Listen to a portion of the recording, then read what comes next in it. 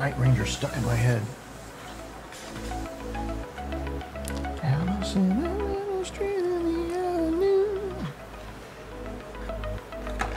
All right. Welcome back, everybody. We're back for another episode. Where's my mouse? There it is. Oh, we can turn that off. I was showing people what I was seeing in last night's stream for Schedule 1. After the Update 5 dropped, it broke the game for people with large displays. Up until Update 5, the game was unplayable in 32 by 9, well, in my case, 32 by 10 mode. Can I help you, kitty? That's not a toy.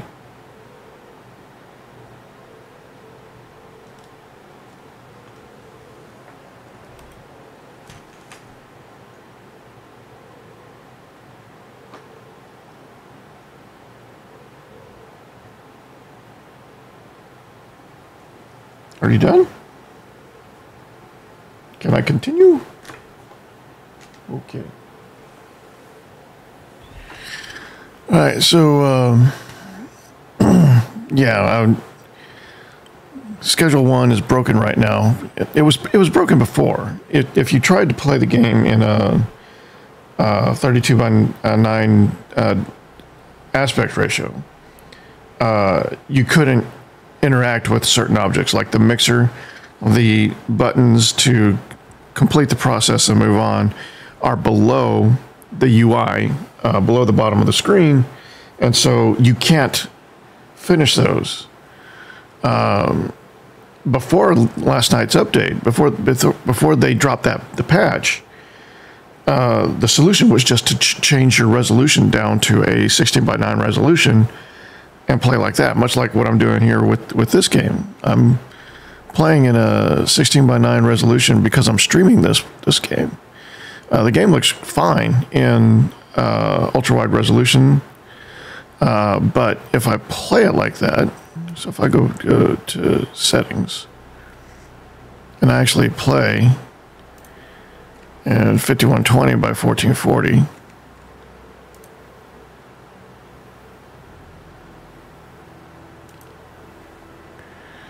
so what I see is this, what you see at the bottom, where the UI is kind of at the sides of the screen, but what you see as a viewer watching the stream online is basically this, just the center half of the screen.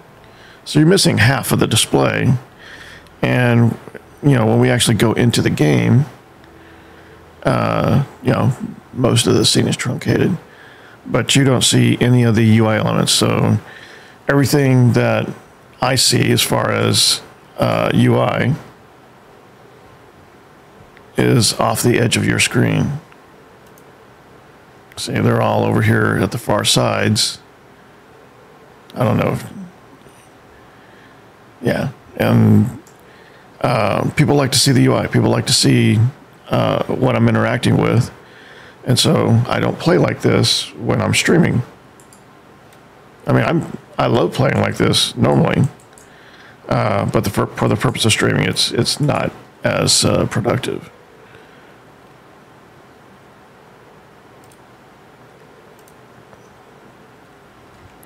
So anyway, I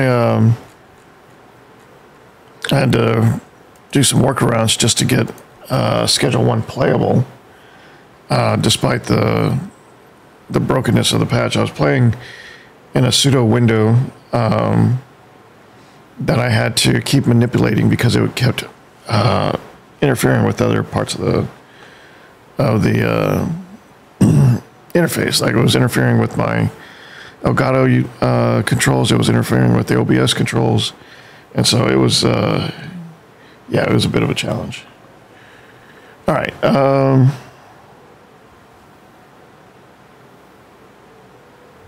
So we're back in, yeah, we're back in 16:9 view.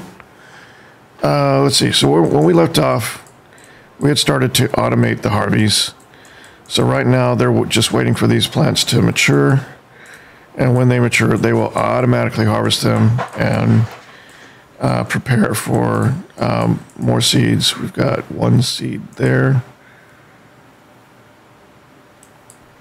So the next thing I do want to work on, let's just consolidate those for now. The next thing I do want to work on is the ability to potato times 2. The ability to send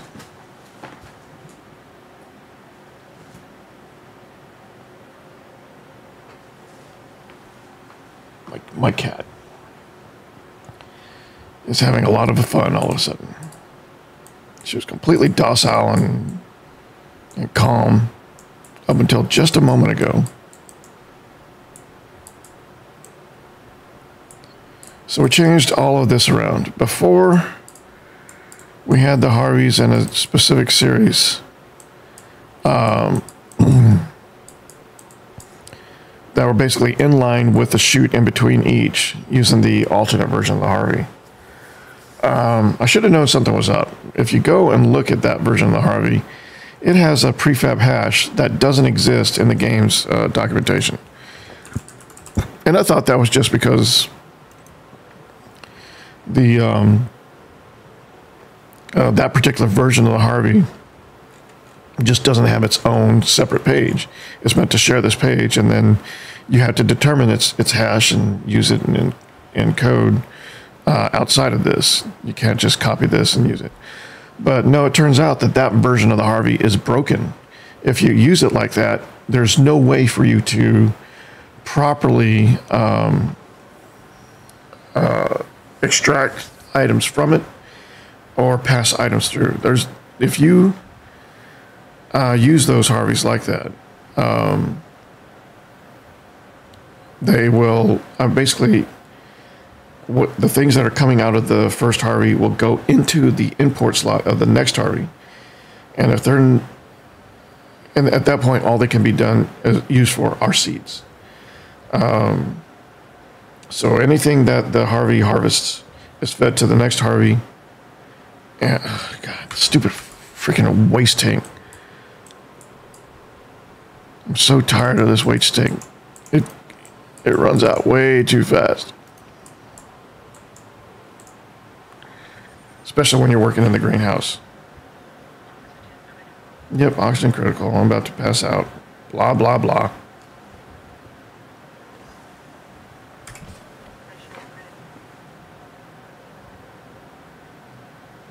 I don't know why the depressurize is taking so long either.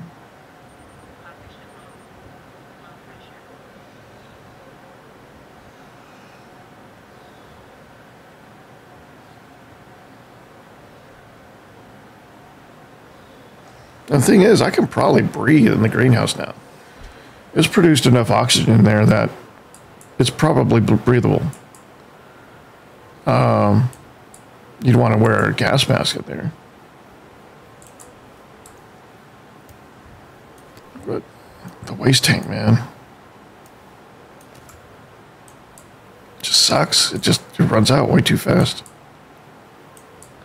All right, let's drink. Let's put this stuff away.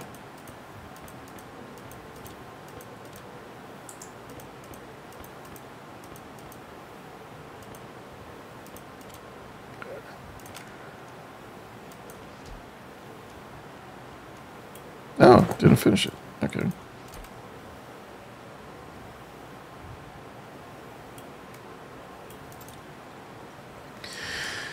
Okay, so what are we doing today? We are going to be working on our fuel production and our energy production. We're still not quite producing enough energy to keep things full. See, one of those batteries is dying. The other one is below full already. And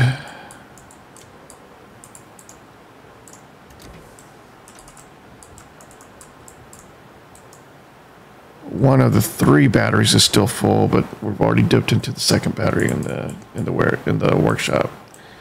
So I imagine. Oh, why am I getting tired? I was fine. I was wide awake just a second ago. That's why I started streaming. Even though we're starting very, very late today.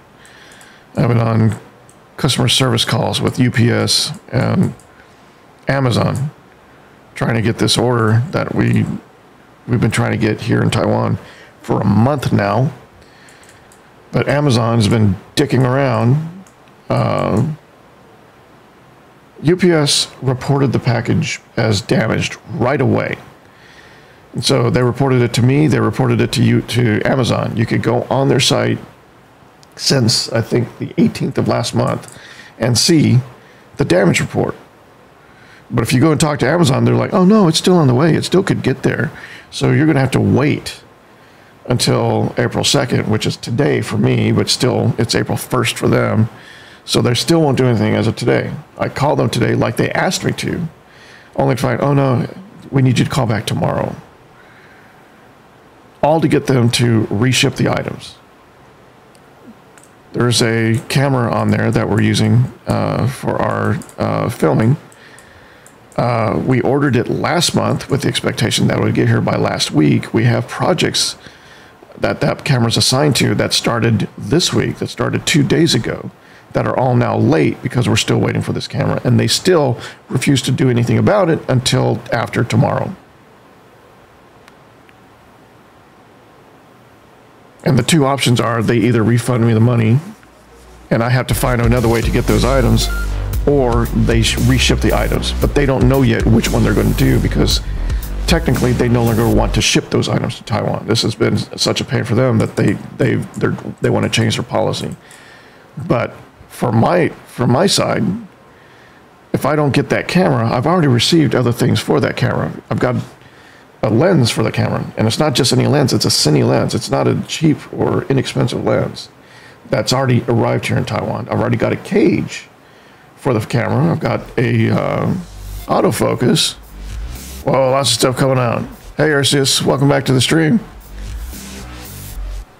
So yeah, if they can't get the camera to us, if they're going to refund us, then they're going to have to call back all these other items that we've already received for the camera.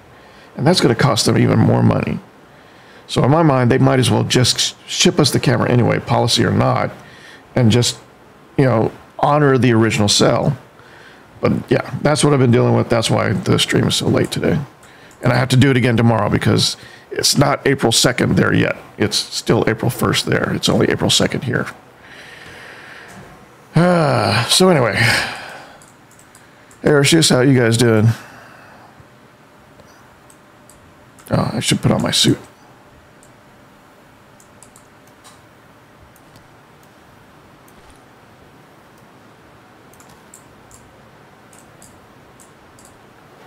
Let's see. We are working on production.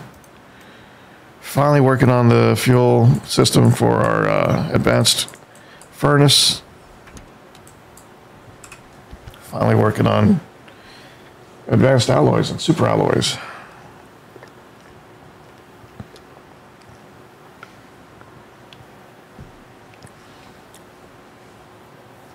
I promised Balin on YouTube that the first thing I would make with the super alloys would be the ore scanner glasses, the lenses.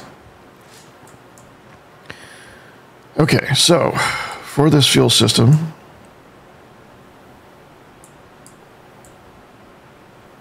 we're going to need a waste tank, an insulated waste tank.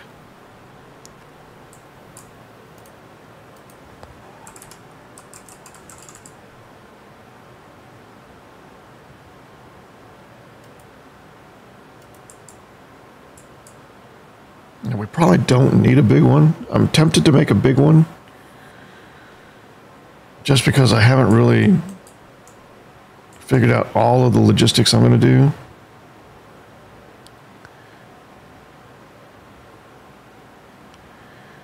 Just tried tackling my gas handling system. Didn't get anywhere close to where I want it to be. I love the classes ore scanner and the pipe cable scanner. Yeah, I've never actually used the glasses myself. Never gotten to the point where I was that comfortable manufacturing things. This is usually the point where I get in the game where I just kind of overwhelm myself with too many projects. I've been trying to compartmentalize and keep them in check this playthrough, but there are just some challenges I struggle with no matter what.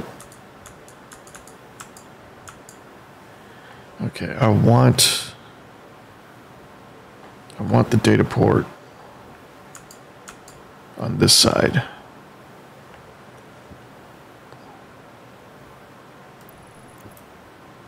Okay. That's the output. That's the input. That's the output. Okay. So only H2O should be traveling through this water pipe, right? So we can go ahead and tie that into the steam tank.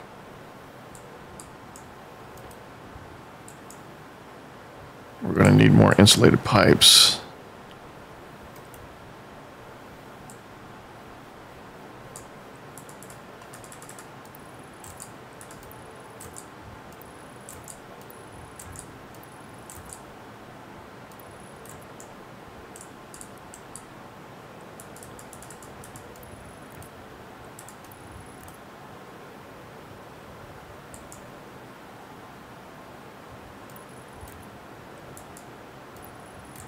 Oh, it's perfect.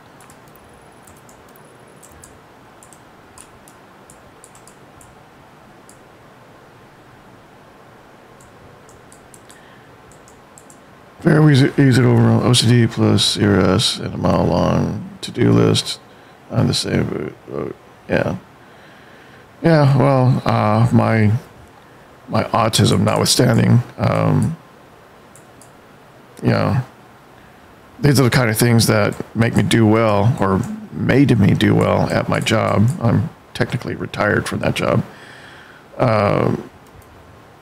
But in something like this, where you don't have like a project map or a budget or any of those things to help guide you and keep you focused, yeah, it's real easy for me to just flip and get lost in the weeds.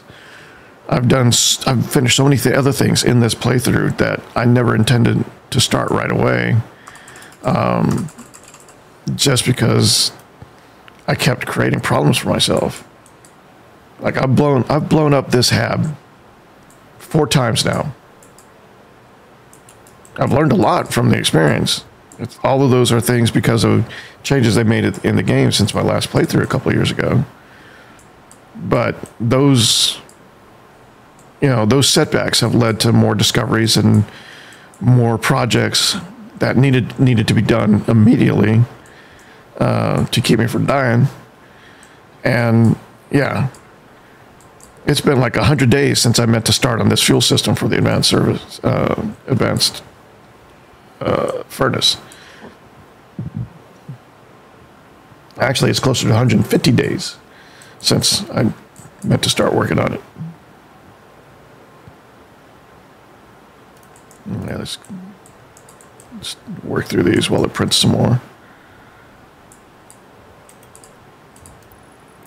Okay, so this system is going to tie in.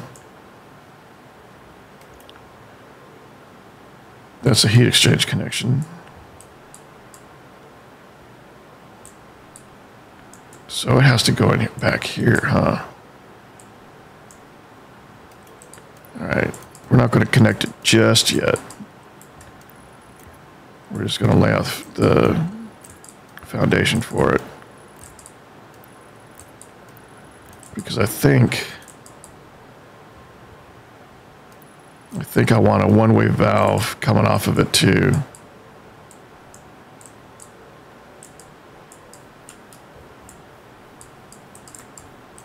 So probably about here.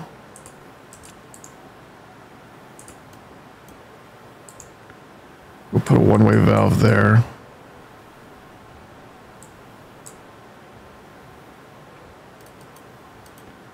Oh, what do I need? Silicon?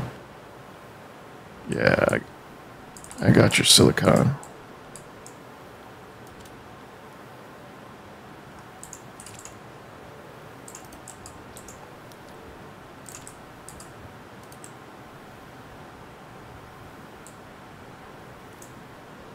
I think I have a valve in the hab, or in the green. Yeah, it's in the greenhouse.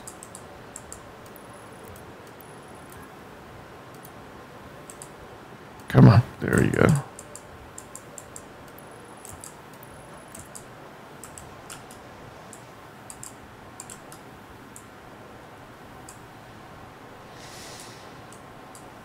Got a couple of minor mistakes in my current playthrough. By minor, I mean I was able to recover. Yeah, last playthrough went out with a bang, literally. Yeah, my last playthrough, it wasn't streamed, but oh, I didn't mean to. Actually, I can probably stop for now. My last playthrough, I just got into super alloys. I was working on an ore sorting system, so I was printing out massive amounts of pipes and chutes and various other things while I finished my fuel system, and just kind of had to just massively expand my base to accommodate everything I was doing all at once. And somehow I left something on in the furnace or with the tanks, and there was a massive explosion that basically corrupted the save. So you would get to a point where you would start to load the game, and then it would start to process all the damage from the explosion, and so you would just see this this crater start to like eat at part of the base, and then it would just freeze. And I could never get it to fully render.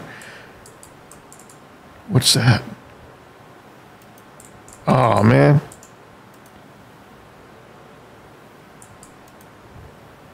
Where'd they come from? I printed out solar panels, and they never... Yeah, anyway, let's get these placed real quick. So will it place these damaged, or do I... are just the kits damaged? We're going to have to work on a new code. These are going to be facing a different direction. Or I could get cheeky.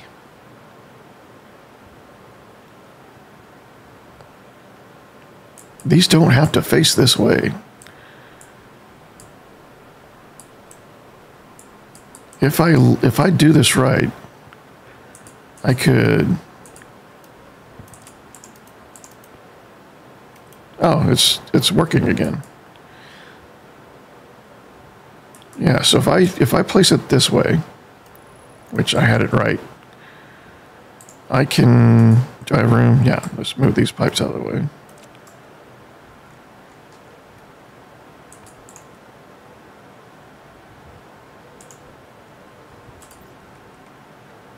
Data cable. Okay, we're going to move you to... So this data cable, we have to navigate around this.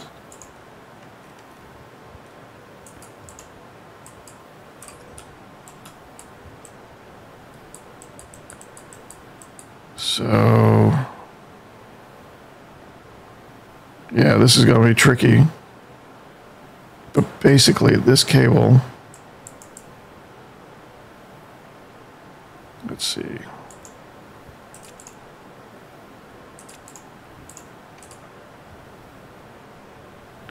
No battery.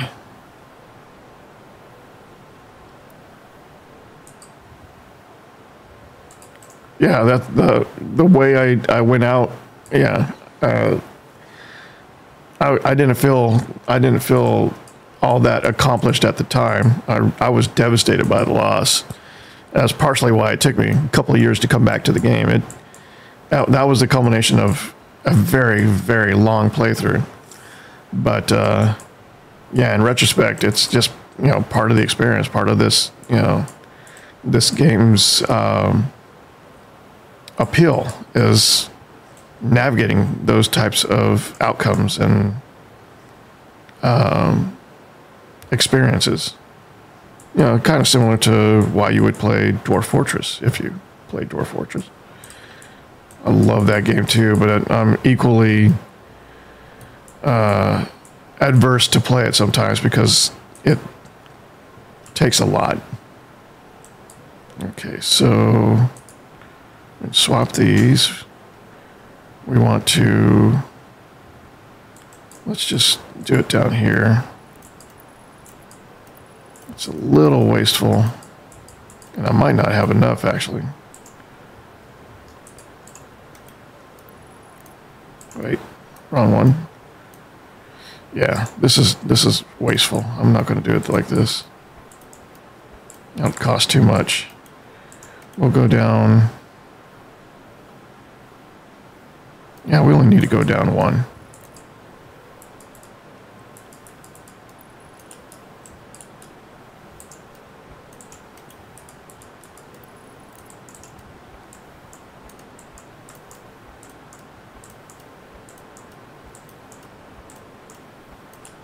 Now, eventually, this will have to go down the full length of this if we're going to change it like this.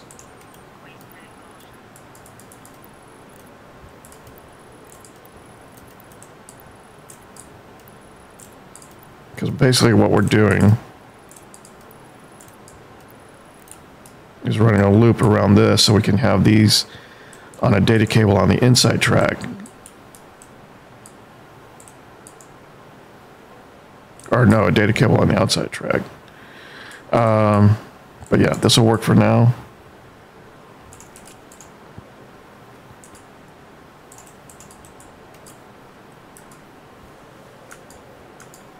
Nope, wrong one. There we go. And then get up. There we go.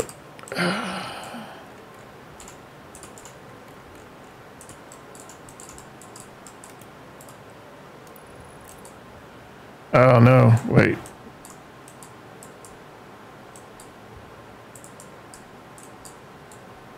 Okay, this will have to... Oh no. There's not enough room. So the daylight sensor could go here.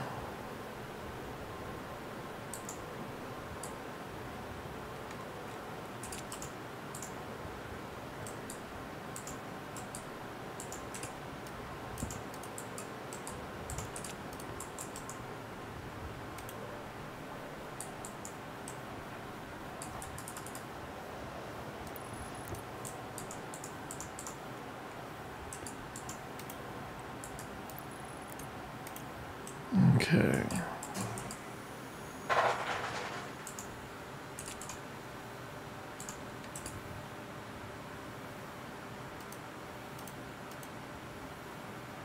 There we go.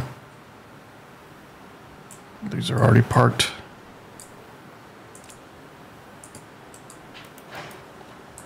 SPD South.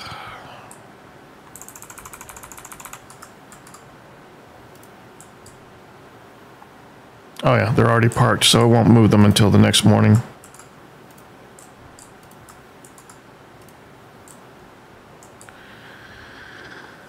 story have stories about Dwarf Fortress. The immense detail and the programming is very intriguing. Definitely a passion project.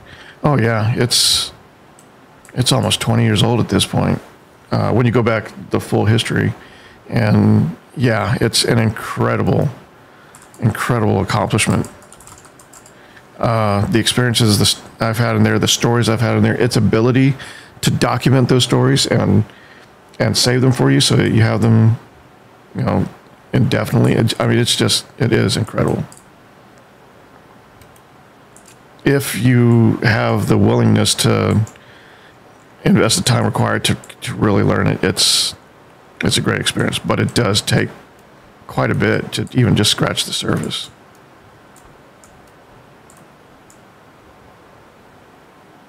Patch.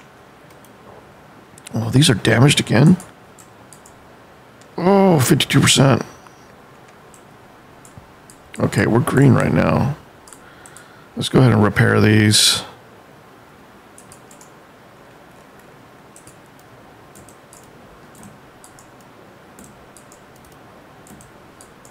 I'm looking forward to getting into the heavy alloys, the super alloys, so I can build the heavy solar panels.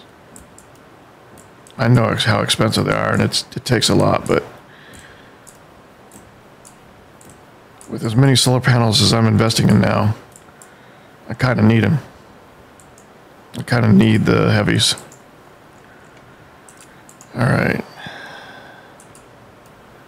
1, 2, 3, 4, 5.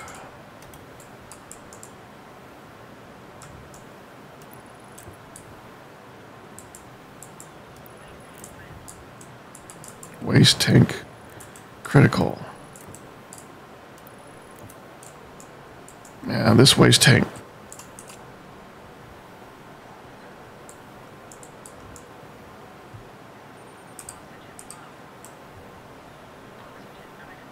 Yeah.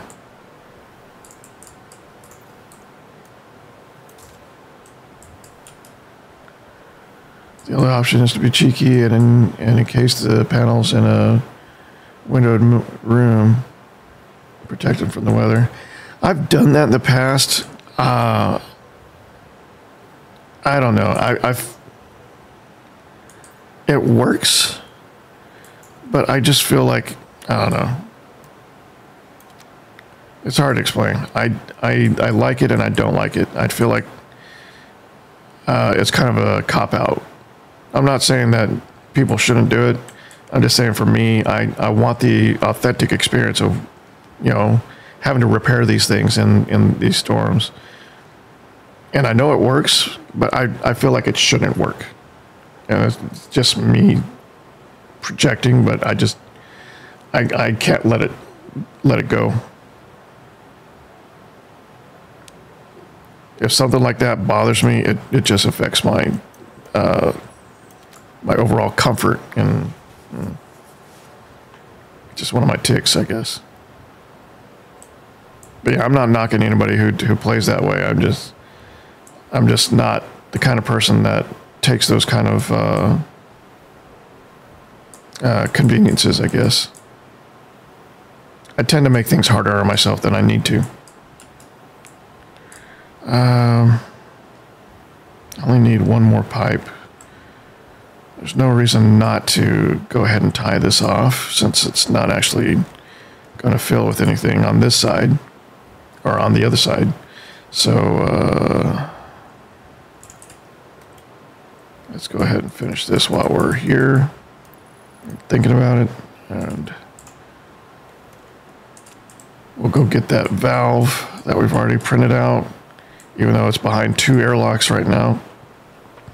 And it would literally take just 2 seconds to print a new one. But for someone who's already so desperate to get into recycling, yeah, I just would rather not. What is this? A portable air conditioner. Okay. We need to finish those solar panels before I forget. I only stopped because of the waste tank.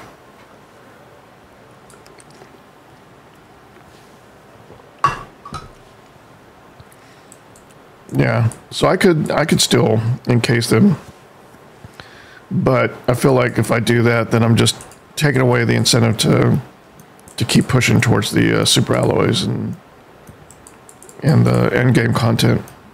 Well, I call it end game content. This game never really ends.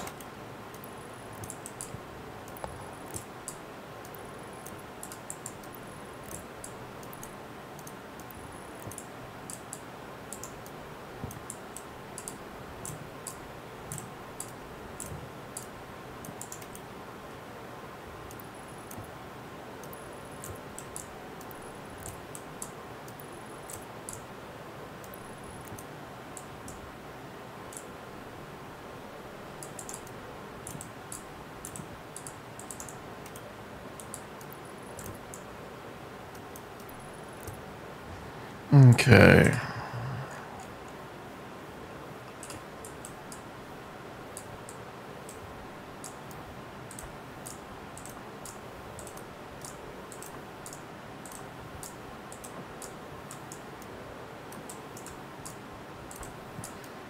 You know, I say that about, you know, avoiding conveniences or making the game harder for myself, and that yet I completely tear these things down and rebuild them to basically repair them for free, because you get all the mats back, you get all the resources.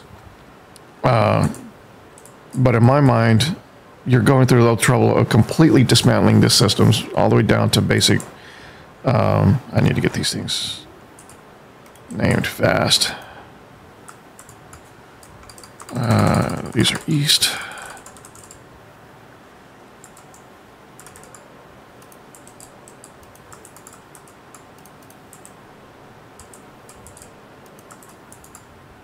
Oh no.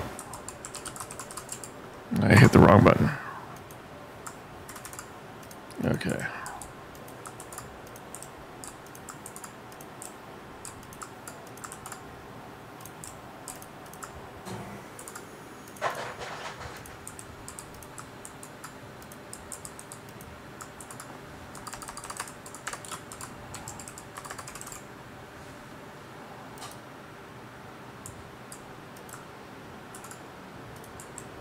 Oh no.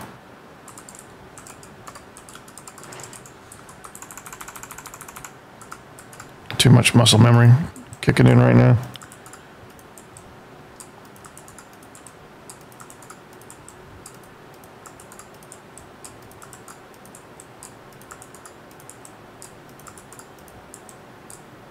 These are already locked in. All right. Oh, not this one. Oh, it's not wired up yet. So now that we've changed our daylight sensor, we can just tie this in.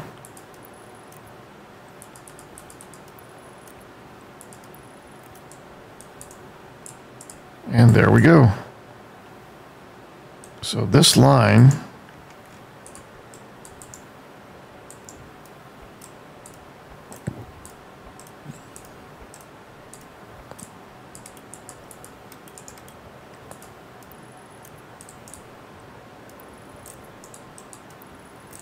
will be like this, and this will be another array of east facing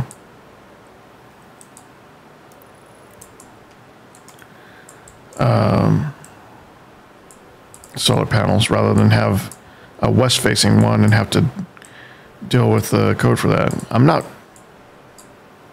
above that. Eventually I probably will do that, just so I have a more comprehensive script set up for it. But for now, this is easier. Yeah. Okay, back to our fuel system. See, sidetracked. Well, I wasn't expecting to find just like 4 solar panels just sitting on the floor, taking damage from the last storm. Yeah. Still green, good.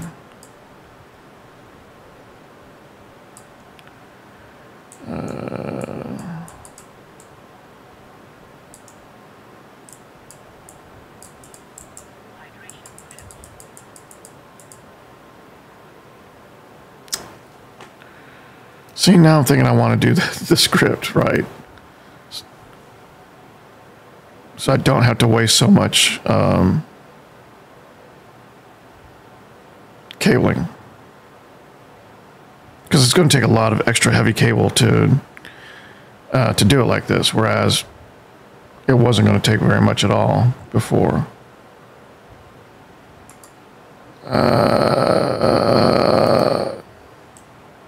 Yep, I'm going to do it. I'm going to solve for Y. But I gotta get this stuff out of the way. I need to get that valve, and obviously we need to eat and drink.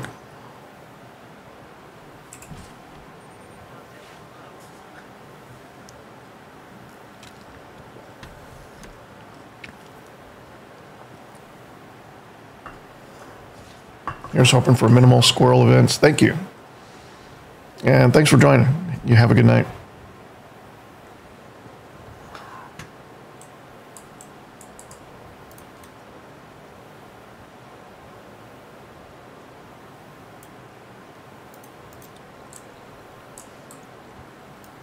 So apparently when my consumption over-consumes, when my water level goes above 100%, like I've seen it go as high as like 175%, that's apparently a bug. That's a corrupted save, or a corrupted save state in the setting, in the game setting.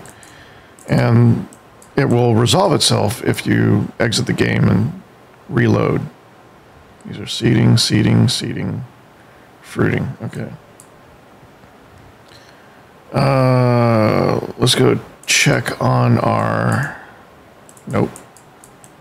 Don't want to do that. I want to see if I can breathe in there, though. I want to grab... print out another gas mask kit to put in the greenhouse to see if I can breathe when I'm in the greenhouse. And then I want to have a mechanism that replaces air filters. Okay, let's get in there. Oh, I didn't eat.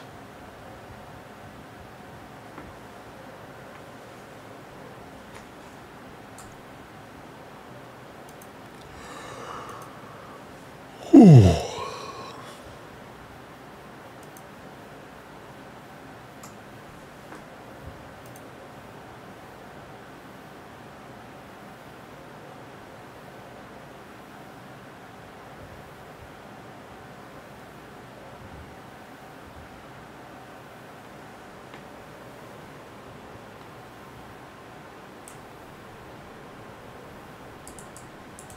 Okay.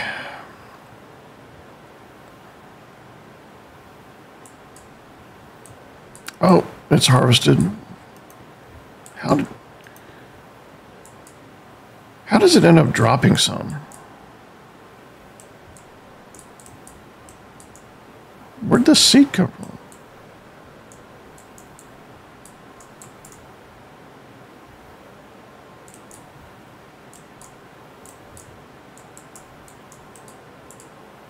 So if I put this, will you seed?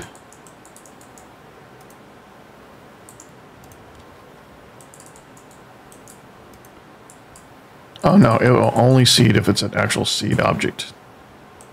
Yeah.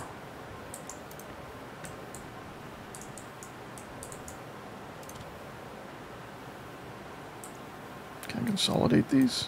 Yeah.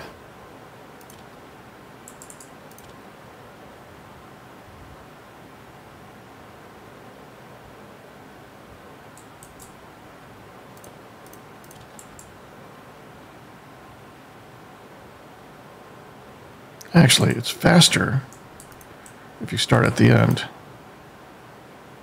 Because that means it's already gone through all of these. If you start here and then you go here, you'll miss this one until the next rotation. But if you work your way backwards,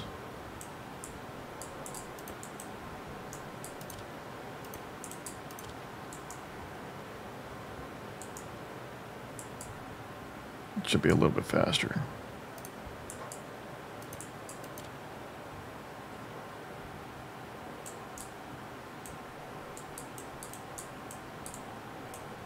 So we don't see anything else dropped. Okay, I was angry at this ladder. I'm not so angry anymore, but I'm going to put it someplace out of the way anyway, so I don't keep getting caught up on it.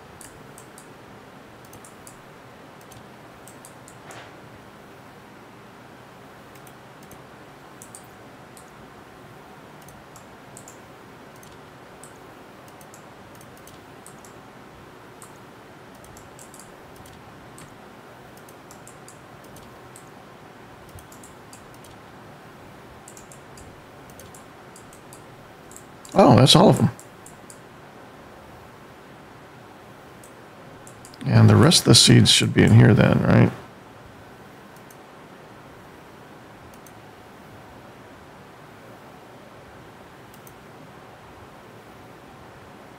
Okay, we have seeds times 1. Potato HDA 07 times 20? Times 6?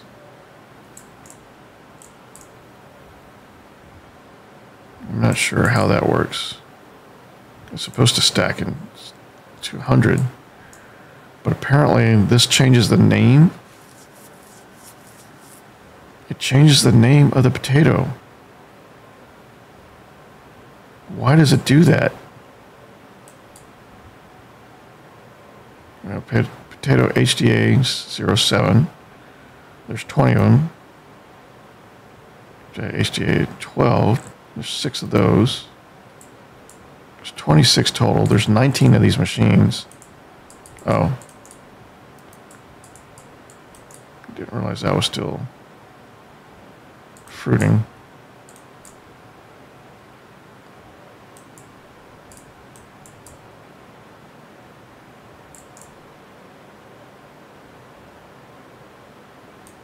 Now the question is, did I do this right? Is it waiting until seeding is done before it harvests, or is it harvesting prematurely and preventing us from collecting seeds? Because we should have more seeds. We should have way more seeds.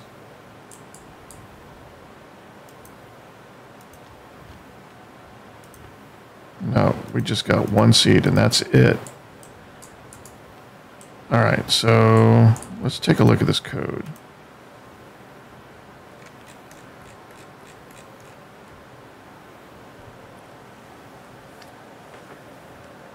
We're not even checking for seeding.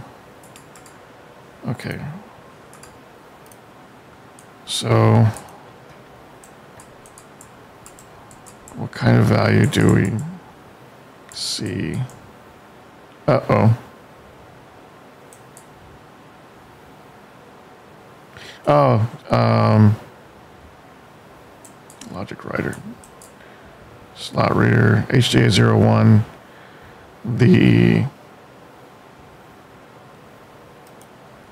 So then this is going to be for the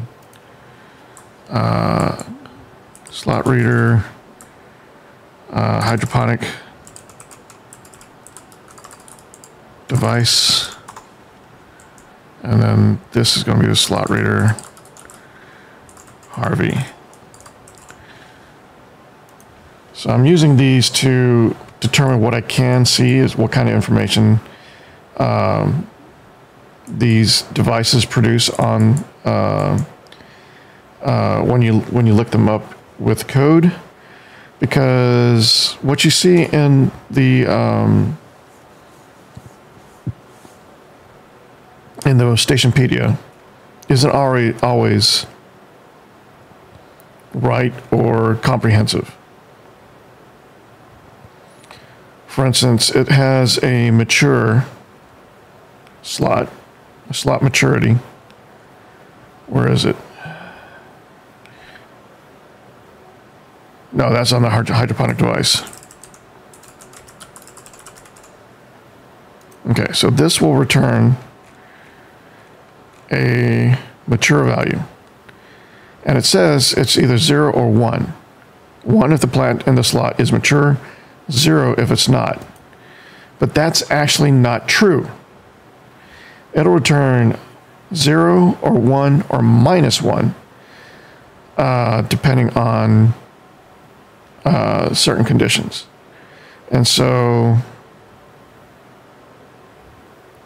we're trying to determine what those are. So right now we're looking at the hydroponic device.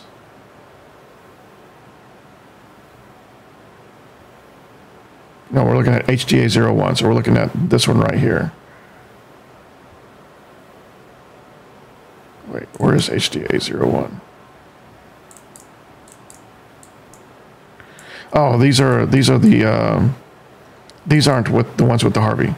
So HDA01 is the one that's underneath the Harvie HDA01. So that's fine. We want to look at, yep, the plant slot. Right now we're looking at occupied, and it says it's occupied. Prefab hash 19290469663. 129469663. Okay, so it sees it as a potato.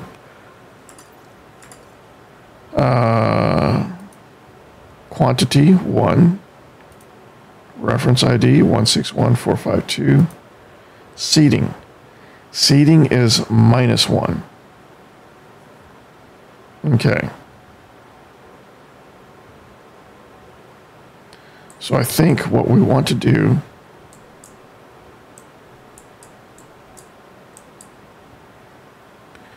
so I think we read seating like we read, well, let's get that valve while we're here, while we're thinking about it. We need that. Oh, there's two of them. You know what? Let's get that locker in. Let's install it as well.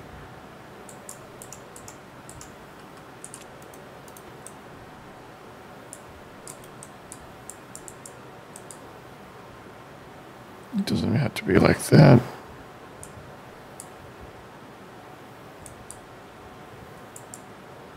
Blocked by cable straight.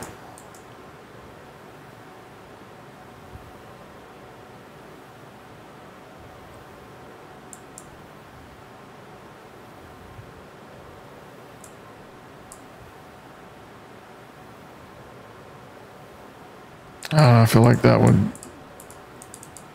limit our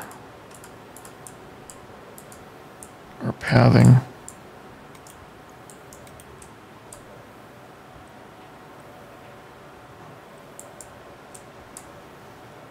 What is this? Short corner locker? Overhead locker? Kind of like that.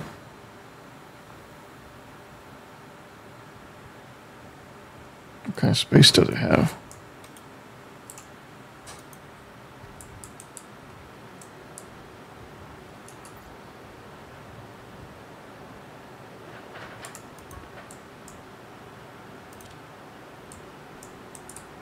Aww.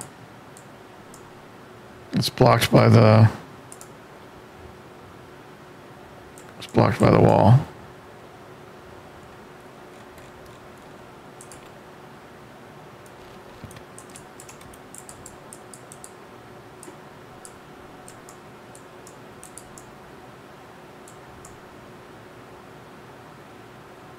It says it's an overhead locker, so I just,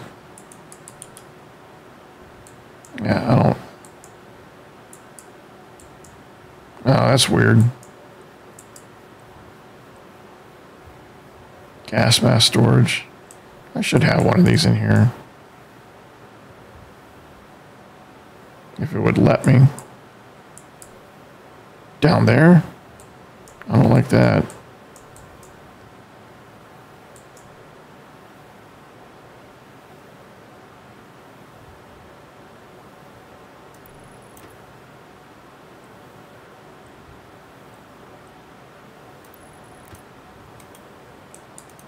Okay, let's do that.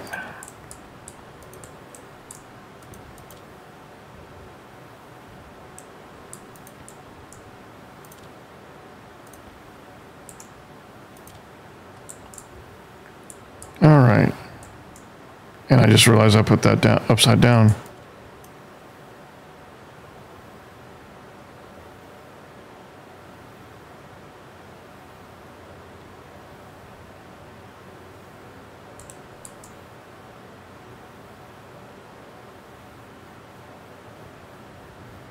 Crowbar required to decon. Oh, okay.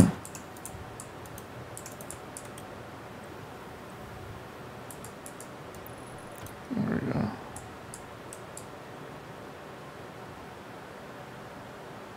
Oh, man. Yeah, so it was seeding, but it went ahead and harvested the plant before we could collect the seed.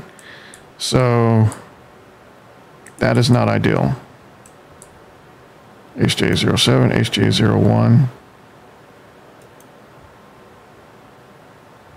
8 potatoes. How is that 8 potatoes? I'm not quite sure. Okay, so we waste tank caution. Ah!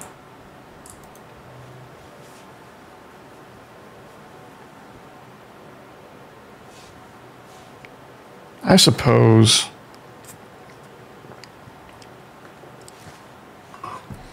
I could probably just open up my helmet while I'm in there. I should be able to breathe. And that should minimize the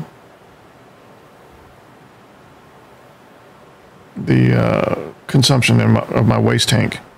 My waste tank just goes by way too fast while I'm in there.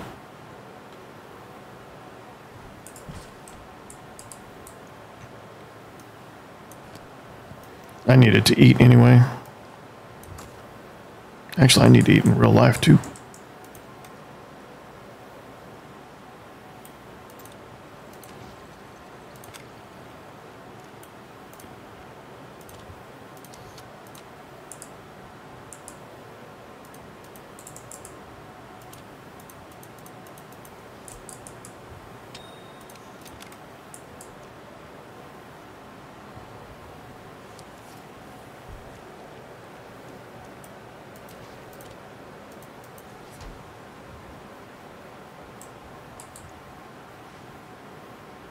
All right, let's give it a shot. We're going to try breathing in the greenhouse on just what the plants have produced in there.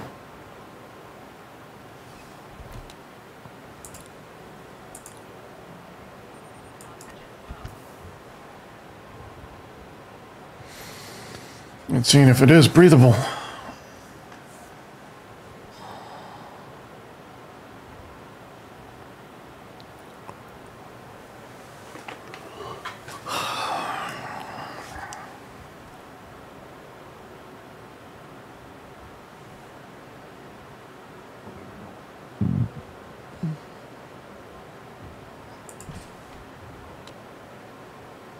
Yep, it's breathable.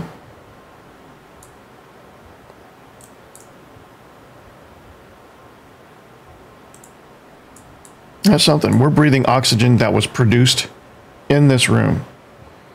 None of it was piped in here. That's cool.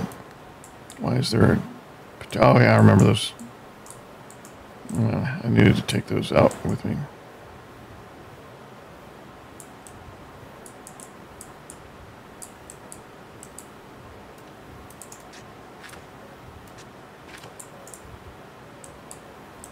Okay, so we want to change this code. So when we're seeding, we are on. I need the screwdriver to see it. Okay, so fertilizer slot 2. So plant is slot 1. So that means index 0. Seeding.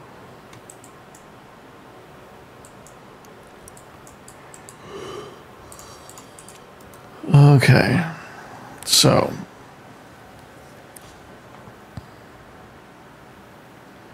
we don't want to harvest.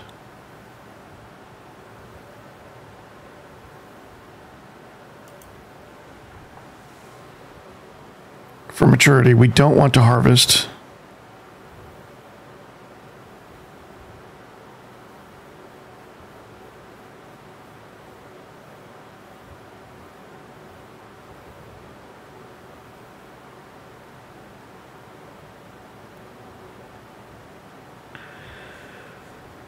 Okay, let's see. What is not equals?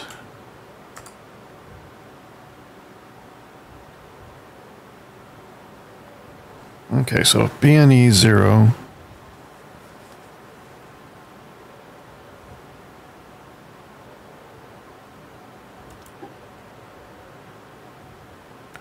So we're going to say BNE R0 1. We're going to jump back to start.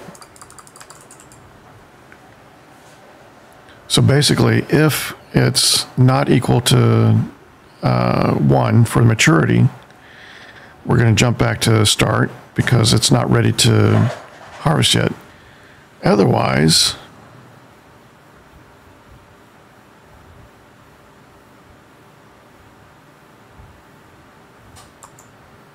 okay, select the whole batch name slot.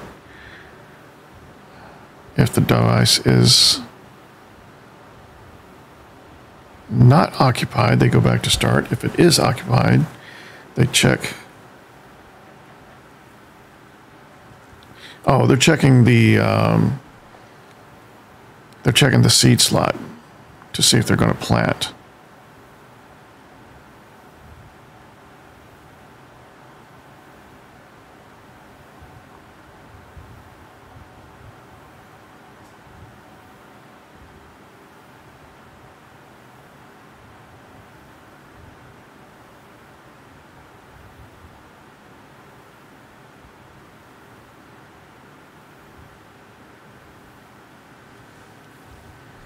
Oh, this gets tricky. All right, so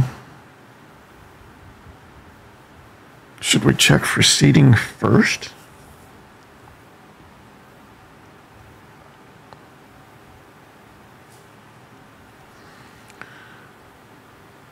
So before we were just harvesting the plant as soon as we knew it was mature, but we want to know if it's seeding first.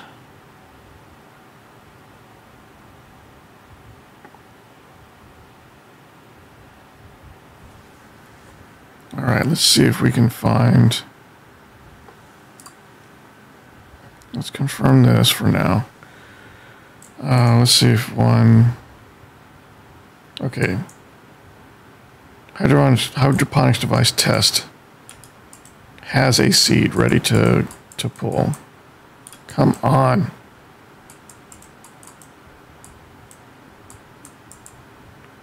I don't know why that ladder's gotten so troublesome all of a sudden. It wasn't always like that. Okay. Can we go back to the test? 5, 6, 7, 8, 9, 10, 11. There's 2 for these. The first one is the Harvie device. The second one is the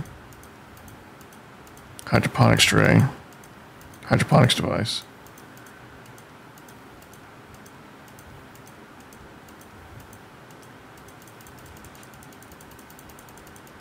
Where's the test?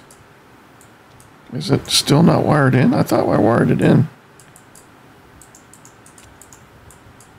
Put you up here for now.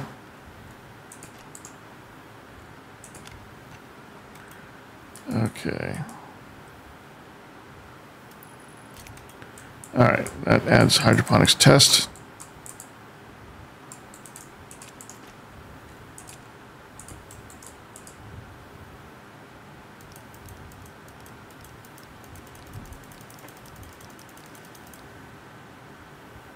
Okay.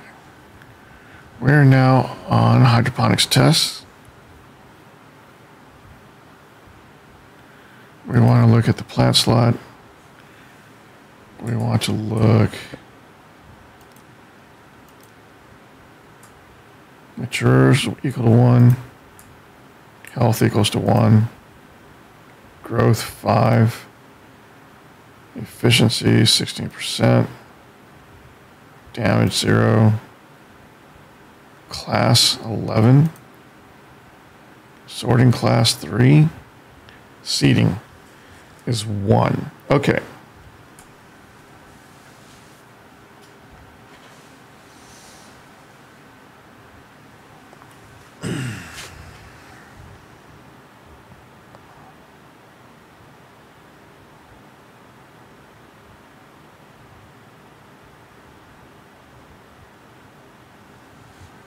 Okay, so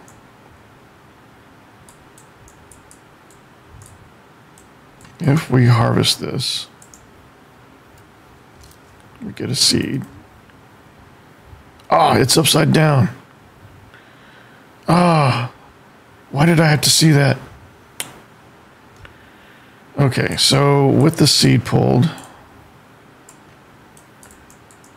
now seeding is 0. So I'm assuming seeding will be -1 when it can seed, but it hasn't seeded yet.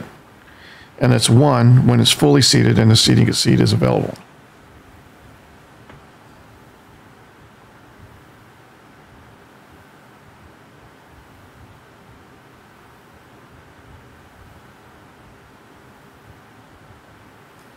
Okay, so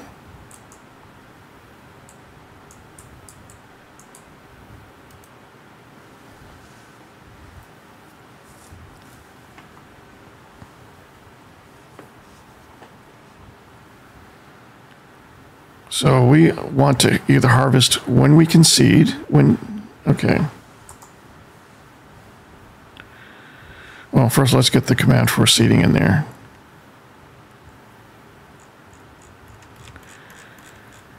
All right, so if it's mature,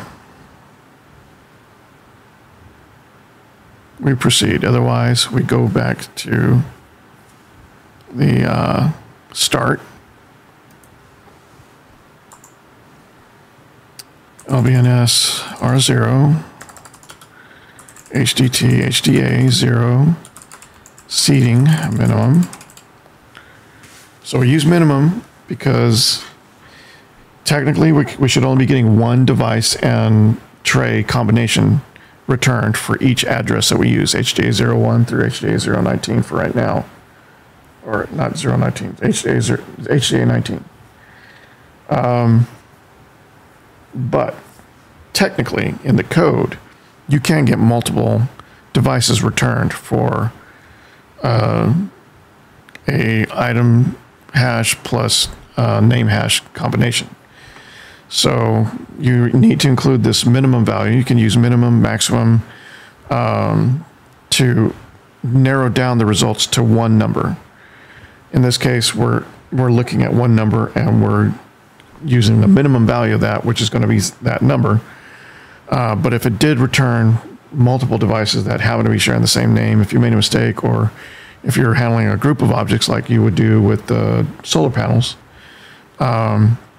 then you'd have multiple values that would be returned, and you would just select the lowest one to use as your baseline for whatever your code is going to do. But like I said, in this case, we're only getting one number back, but we have to include this in there so that the code has what it needs to properly, consume the data. All right, so we're looking at the seeding value. If the seeding is 1, so BEQ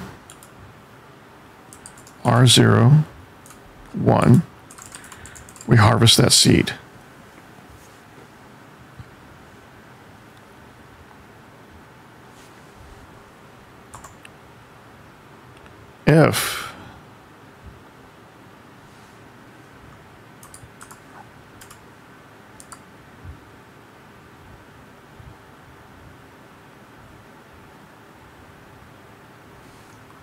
If it's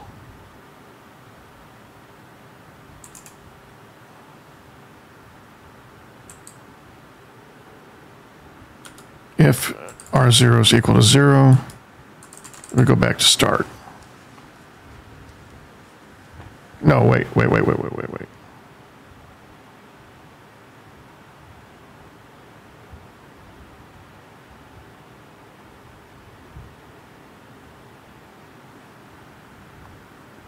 Okay, so if the plant is still maturing, meaning it hasn't fruited yet, we'll go back to start. If otherwise, the plant will be mature when we get to this point in the code.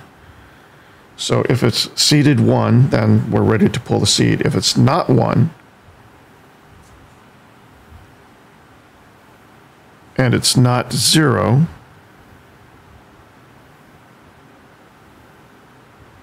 that means it can still seed.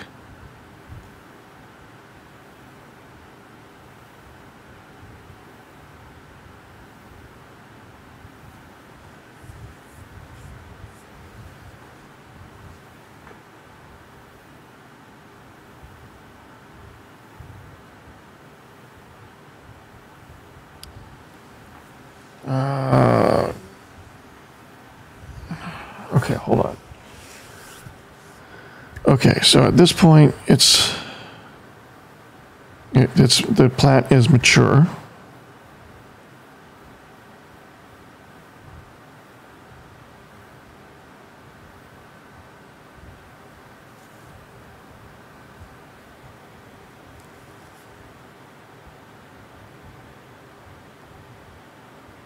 Okay, so now we need to have these commands above the maturity. We need to make sure it's occupied first.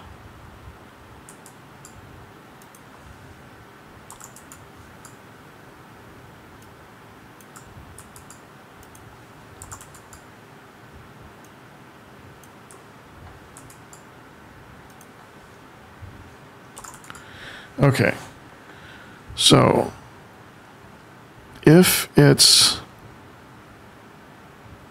occupied,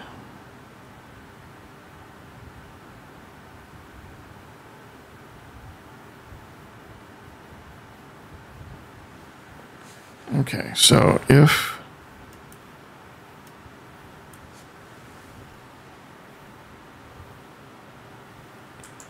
this is going to be EQZ, if equals 0, R0, and that means it's not occupied. That means we need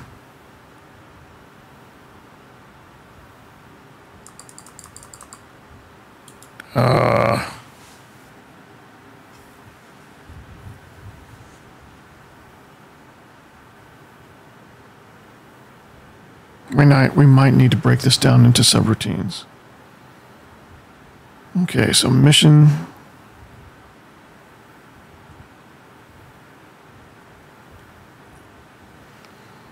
If it's occupied, we continue. If it's not occupied, we plant.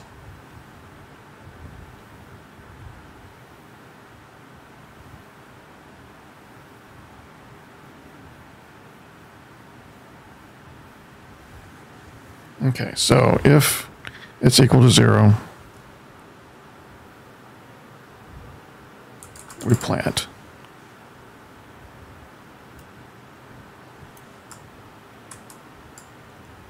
And for plant, R0 occupant hash.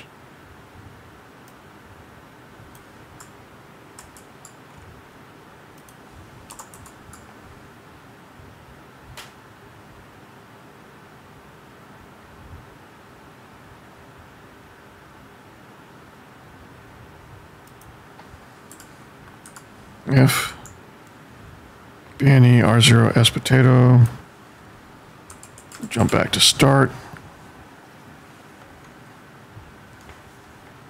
Otherwise, we plant. Okay, that works. All right, so if it's not occupied, we jump to plant, we check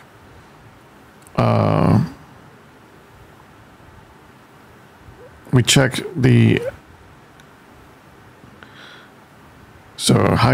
okay, we're checking the tray. If the tray is not occupied, that means there's no plant in it.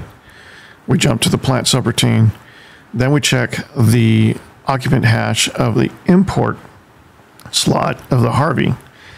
If it's got a potato seed in it, and this is going to change to any supported seed later, but if it has a seed in it, it will plant. And then jump to the next device in the array to see if there's what we can do there. If it's not occupied, or no, if it is occupied, then we check to see if it's mature. If it's not mature, We go back. If it is mature, then we check to see if it's seeding. Okay. If it's seeding and it's equal to 1, then we harvest.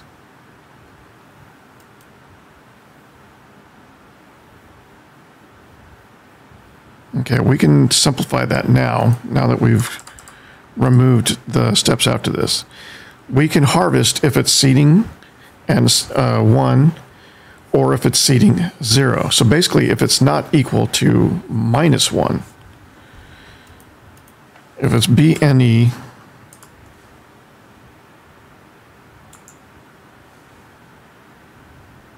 R0 -1, we harvest.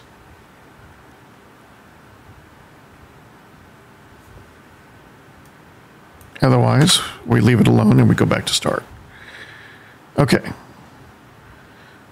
If I did this right, it checks to see if it's activated. If it's activated, it doesn't do anything. If it's not activated, it checks to see if the tray is occupied. If it's not occupied, it plants a seed from the import slot. If it is occupied, it checks to see if it's mature. If it's not mature, it ignores it and waits. If it is mature, it checks to see if it's seeding. If it is seeding, if it's fully seeded,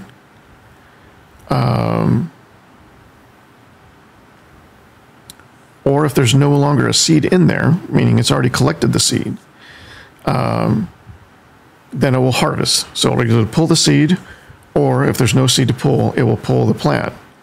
Otherwise, if we're waiting for it to seed, we just jump back to the start. Okay, that looks good. Let's confirm that. Let's save that to the Harvie script. And let's export.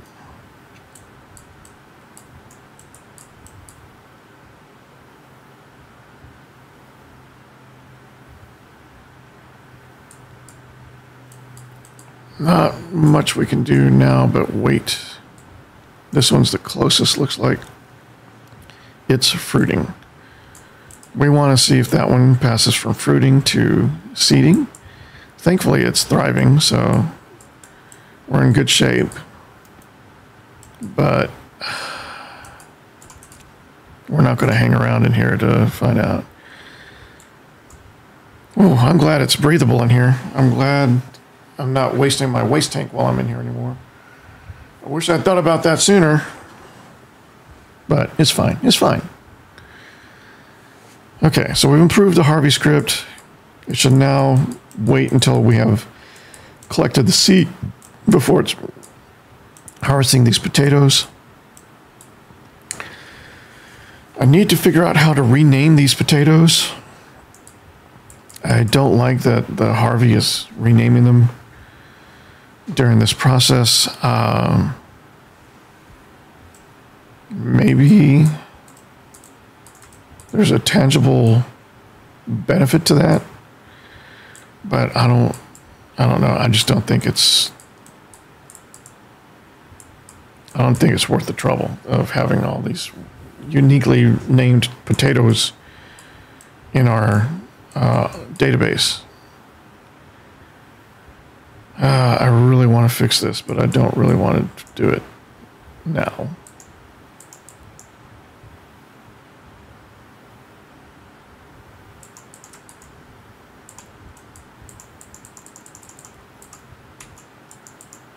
Oh, hitting the wrong button. Okay, so we'll come back there in a bit. Did I bring those potatoes with me? No, I used them for seeds, didn't I? Yeah.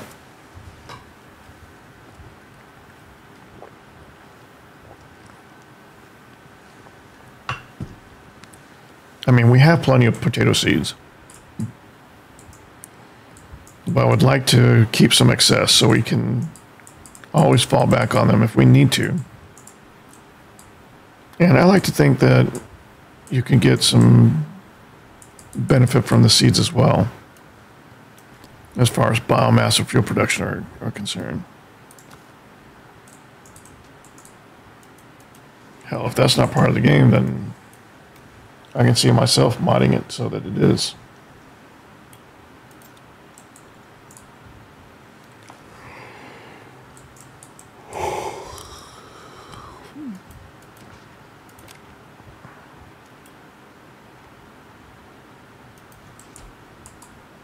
Seating, yep.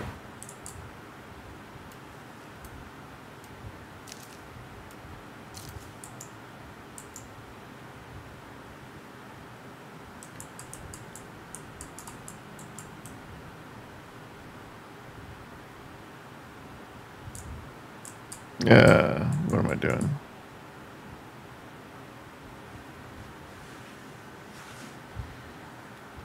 Yeah, it's 11:30. We've only been going for an hour and a half. We started late. I'll probably go another 30 minutes and then we'll take a break for lunch.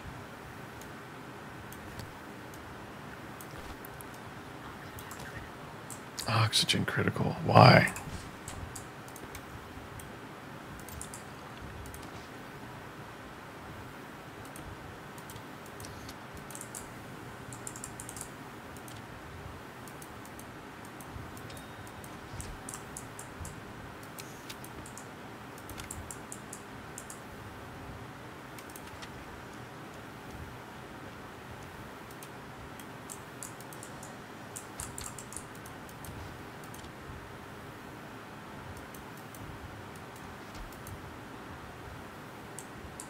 Okay.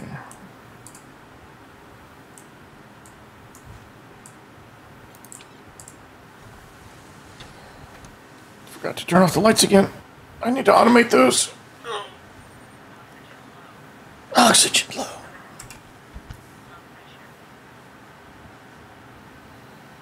Mornings have been very sleepy here in Taiwan lately. The weather gets really warm during the day, but really chilly at night. And it makes waking up in the morning pretty difficult. But once I get past like lunchtime, I'm fine. Oh, those are full.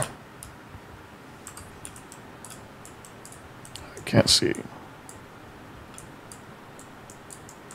Yeah, everything's full. We're producing enough power to keep the batteries full during the day now. That's what we want. All right, so we finally have enough power production. And that's even after a storm. We just had a storm, right? These are damaged? Yeah.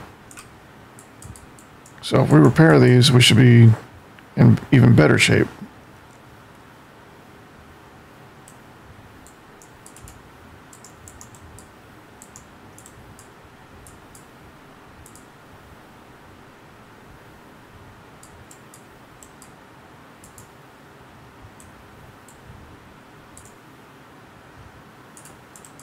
All right, 50%.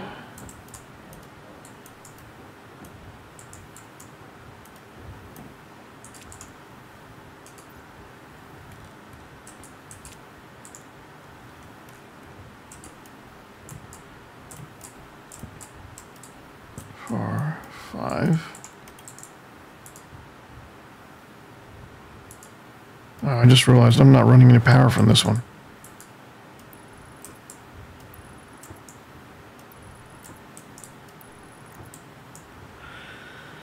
Okay.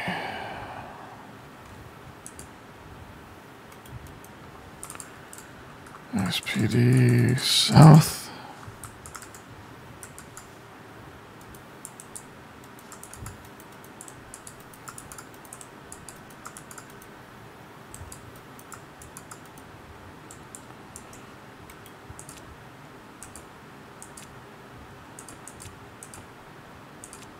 Just making sure I turned it off.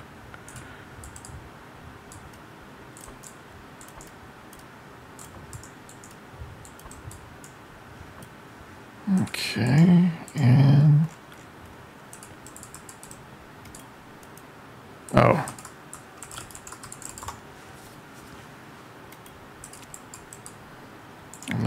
tie that into power. A little embarrassing.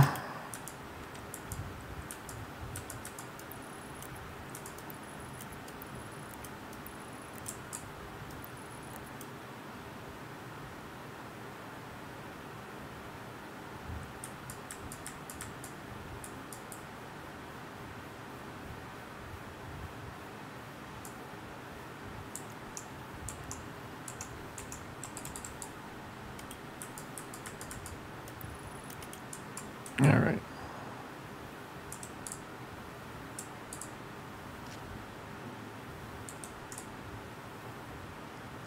We said we were going to rework this so that the logic is correct on this side. Yeah, we'll do that in a bit. I need to get these repaired first. 1, 2, 3, 4, 5. Yep.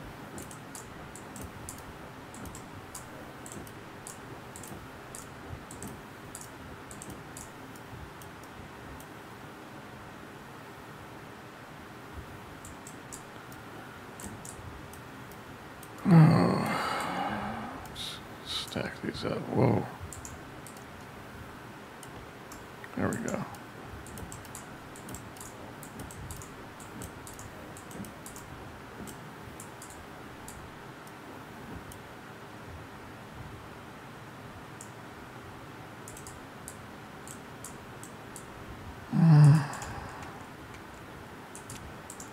Why?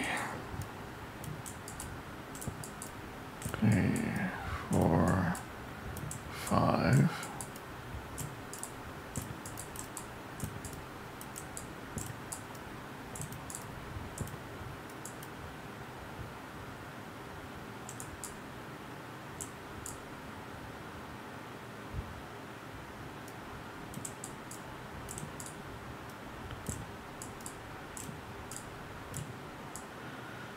Okay.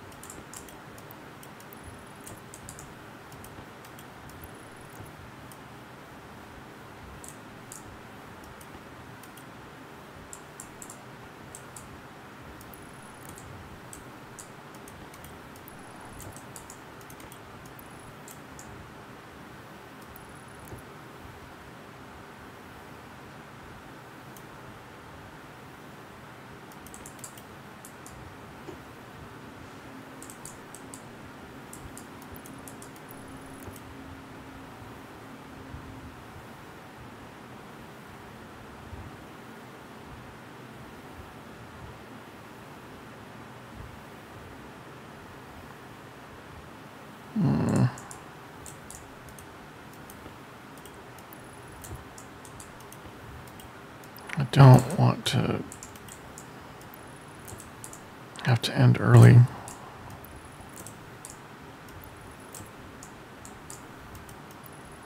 I still haven't gotten a lot of what I wanted to set out to do this playthrough, today's session. I wanted to get further along on the fuel supply for the advanced furnace. But then I found those extra solar panels and needed to get those set up and out of the way before they were destroyed by any further storms. I'm not sure how they ended up on the ground to begin with.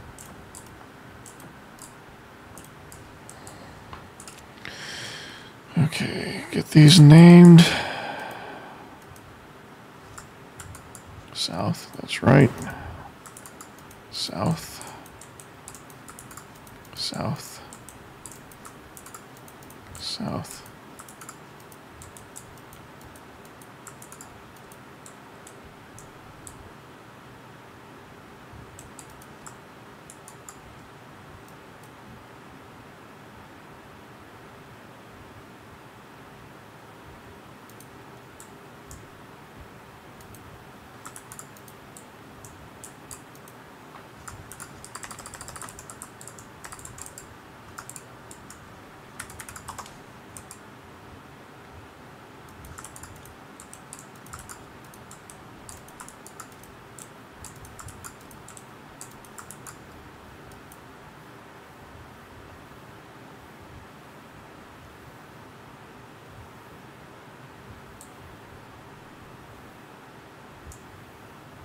Whoops. Let's name these from over here. Can't believe I'm still struggling this much. I've tried everything. Well, not everything. I've never been like a big coffee drinker or anything like that. I mean, I've never actually drank coffee, ever. Okay, so they're all hooked in, ready to go. We should be able to turn this off, turn it back on again.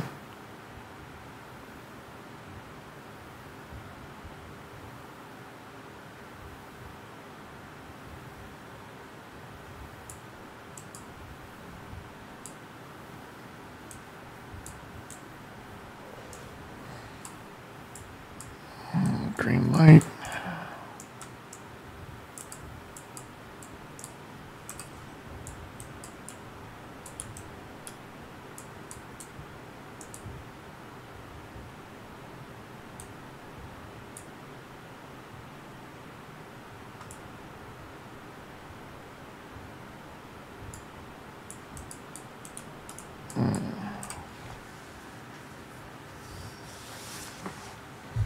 Try something here.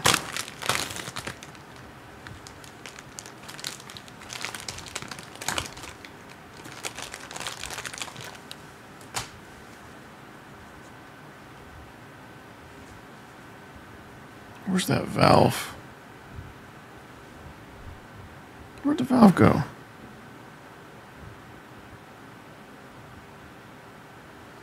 Did I not bring the valve out? I thought I did.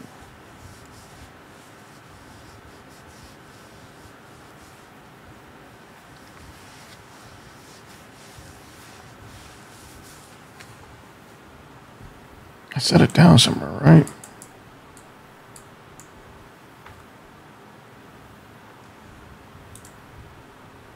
I'm sure I brought it out.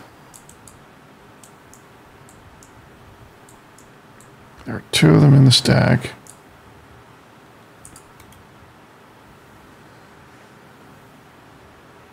$137 liters?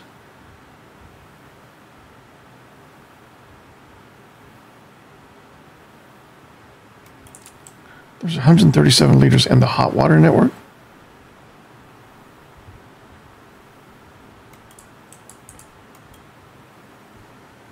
And only 15 liters left in the cool water.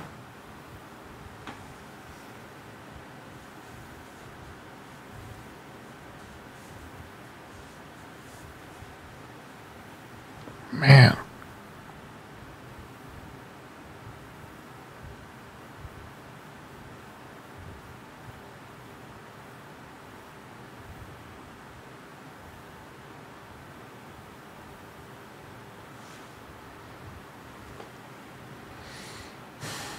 Man, we're going through so much water.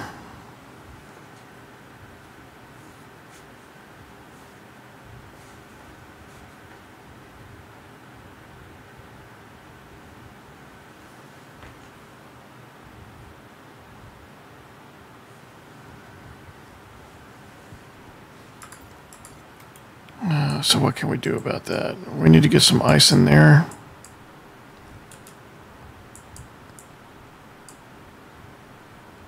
Does ice melt in the chutes?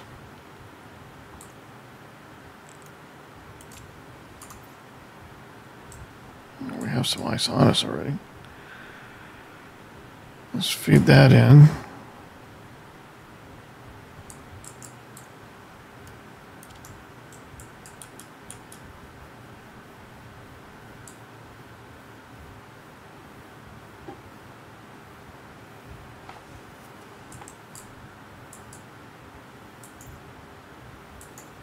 Still curious what happened to my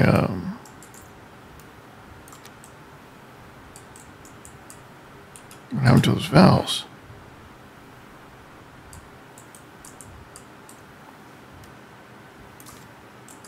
She was about to yell at me anyway. Did I set them down upstairs?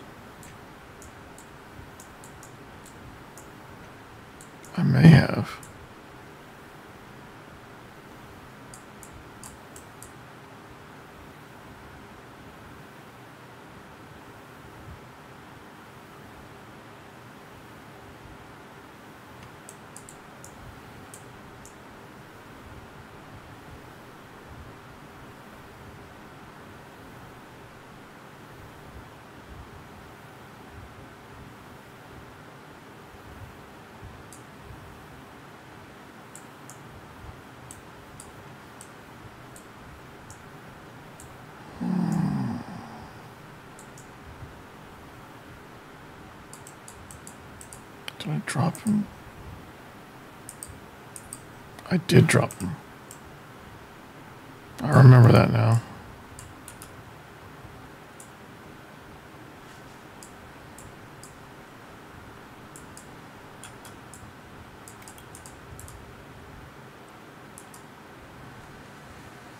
Okay, we have a one-way valve that'll push whatever's coming out of the waste tank into the hot water tank.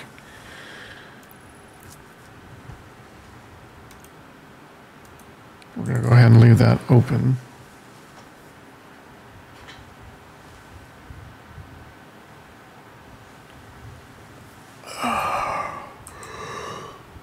Since I will leave,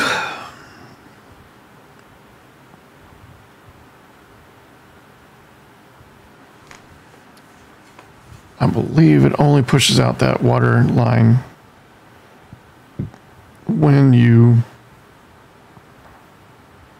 open the output pump. I'm not sure though. Usually an output pump applies just to gas. This thing originally wasn't designed for a liquid state object or entity. We'll see. Okay, we have our waste tank, which is going to have the waste tank color, which is that khaki green.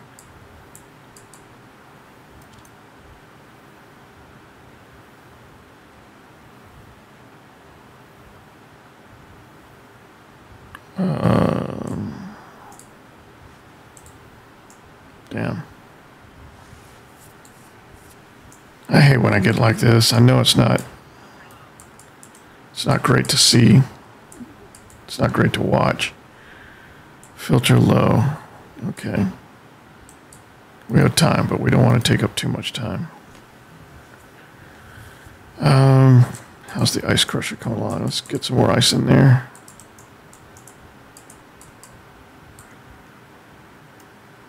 And yeah, we should see about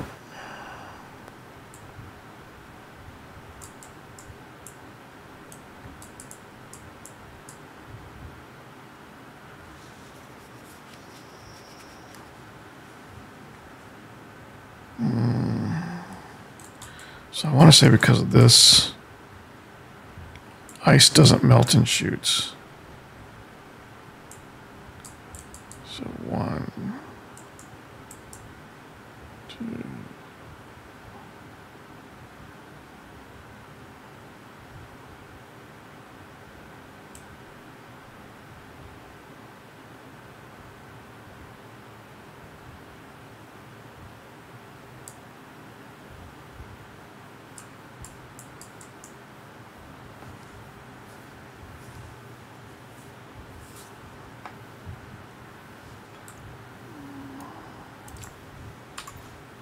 I apologize.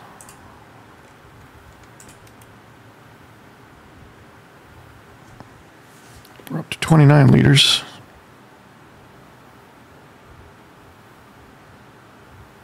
The more we add, the cooler it should get, the more hot water we should be pulling from the steam tank to normalize the temperature in here.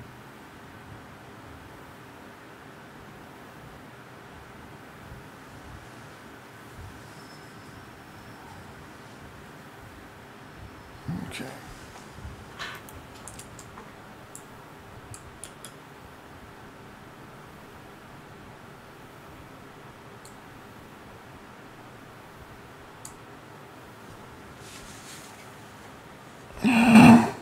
Oh, I should keep that on me. Let's get the insulated pipe.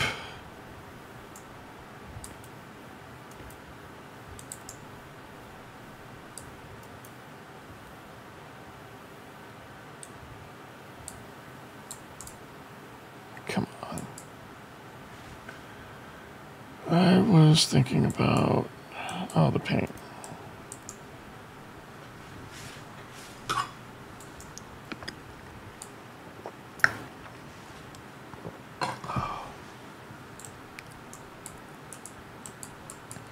after my morning stream, after this, I'll usually eat a little lunch and then I work out after that. And then after that, I'm wide awake the rest of the day. So it's only these mornings.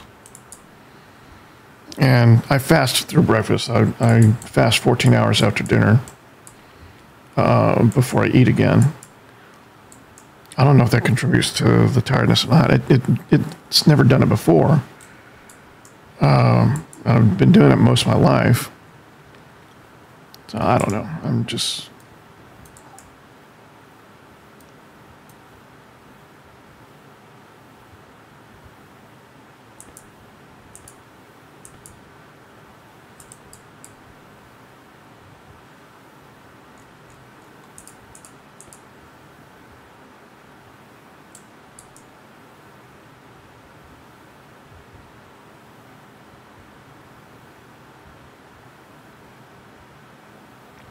insulated pipe straight.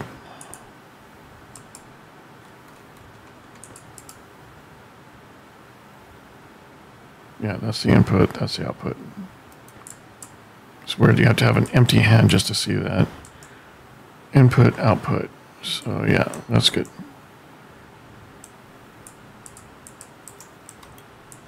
The piping is going to go...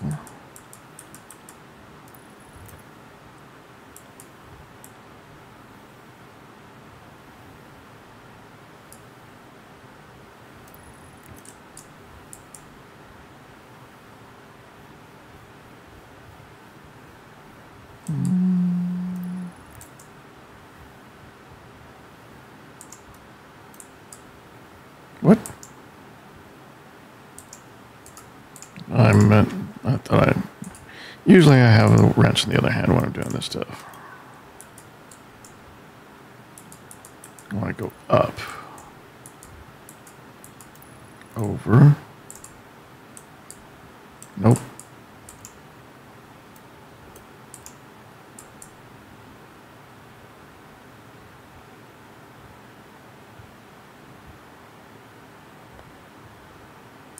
One, two, three, four, five. Might come up one,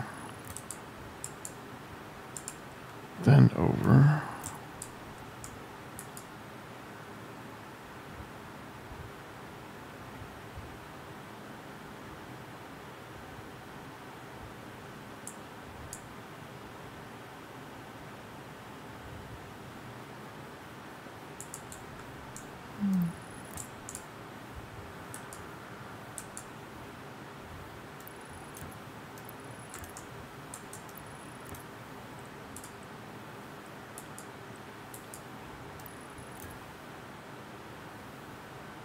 This is not going to be the final form. This is just the basic form now. This too will have a one-way valve coming off of the exhaust.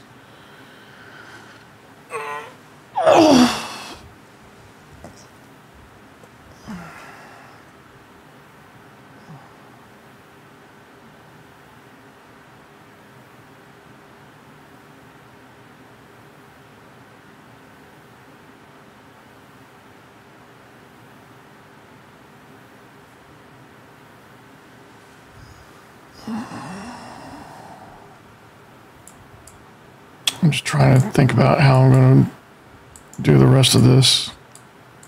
Where'd that paint bottle go? Ah.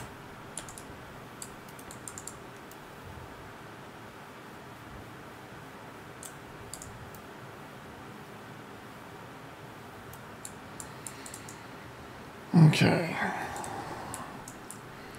So eventually we will have pumps.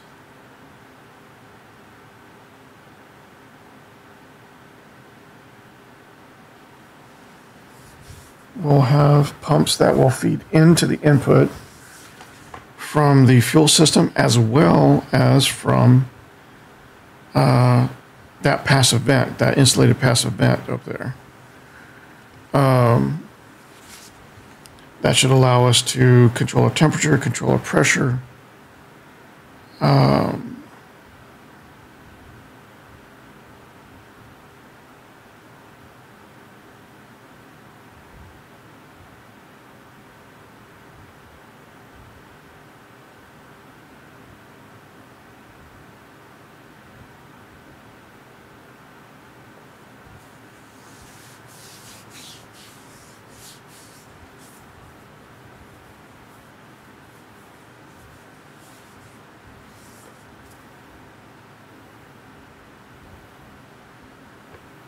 Okay, it's noon, and I'm just fading too much to really get this done in any sufficient time.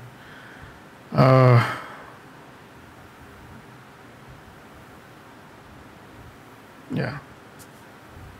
I feel awful. I feel like I'm just not... I'm not being productive. And I don't want to waste anybody's time.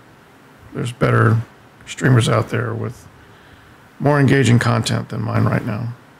So I'm going to go ahead and stop here, take a break, reset, and then tomorrow I have to deal with Amazon customer service again, trying to get the camera.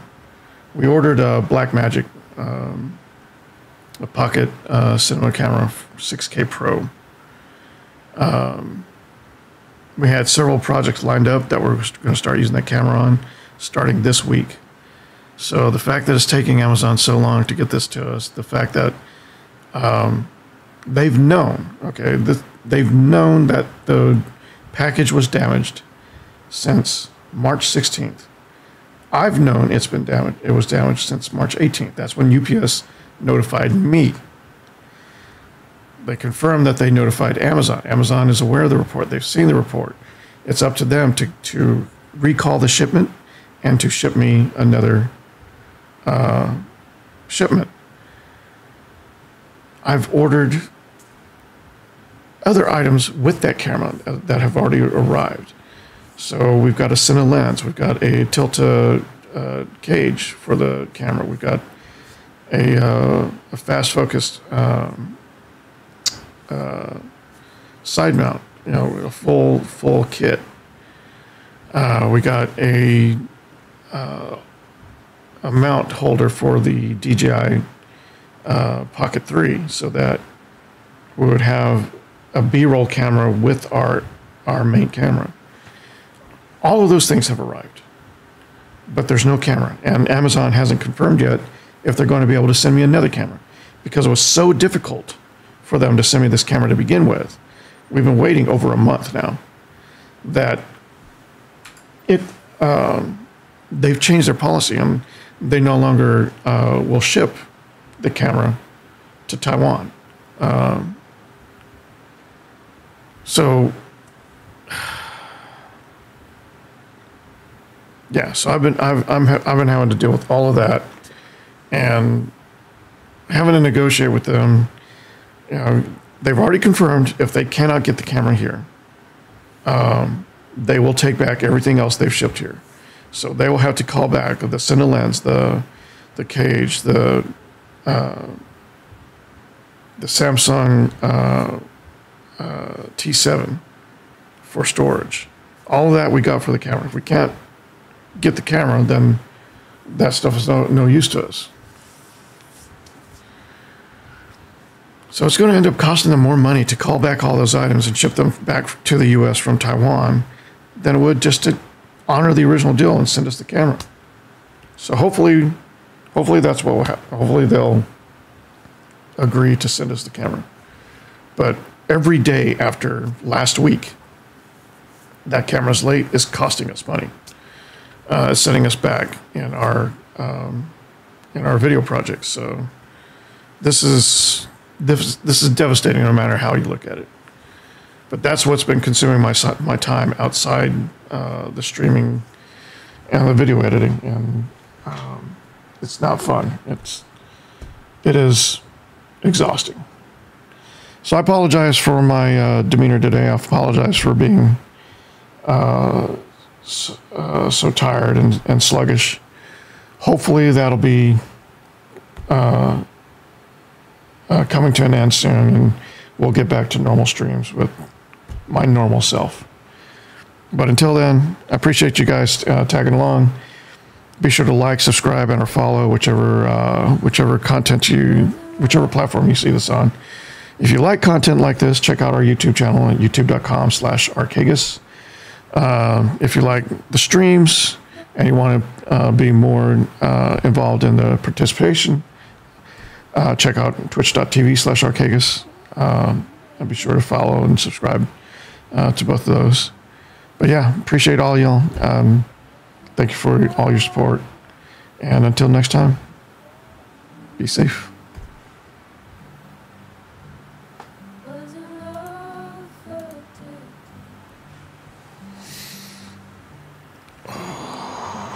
Let's get something to eat.